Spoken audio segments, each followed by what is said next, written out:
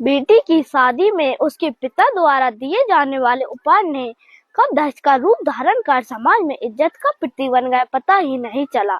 यह दहेज रूपी अजगर आज इतना विशाल हो गया है कि बेटियों को उनके जन्म से पूर्व ही निगल जाता है, और जो बच जाते हैं उनके जन्म पर घर में खुशियां मनाने की जगह मातम छा जाता है।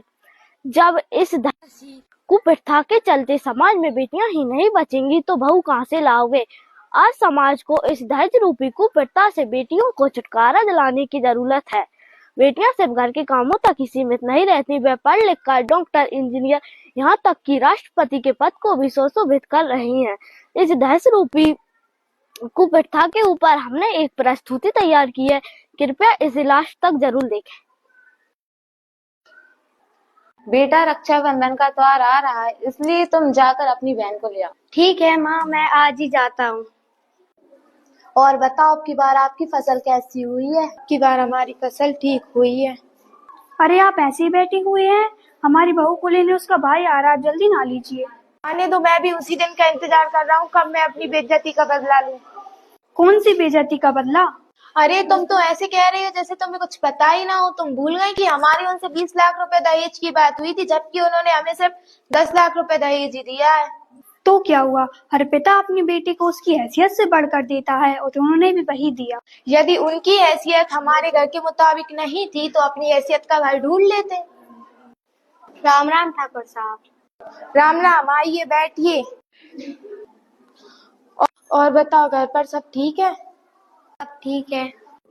रक्षाबंधन का त्योहार आने वाला है, इसलिए मैं अपनी बहन को लेने आया हूँ। हाँ हाँ, ले जाइएगा, लेकिन उससे पहले बाकी दहेज के बसे 10 लाख रुपए तो दे दीजिए। जी ठाकुर साहब, माँ बीमार हो गई थी, जिसके कारण हम दहेज की पूर्ति नहीं कर पाए। माँ का इलाज चल रहा है, फिर भी हम पूरी कोशिश करेंगे कि दहेज की पूर्ति जल्द कर पाए।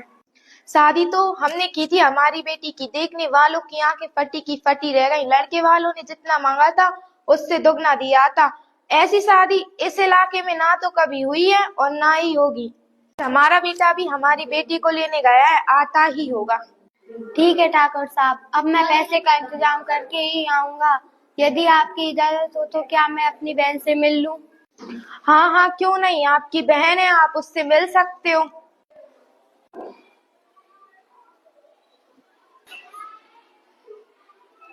नमस्ते बहना।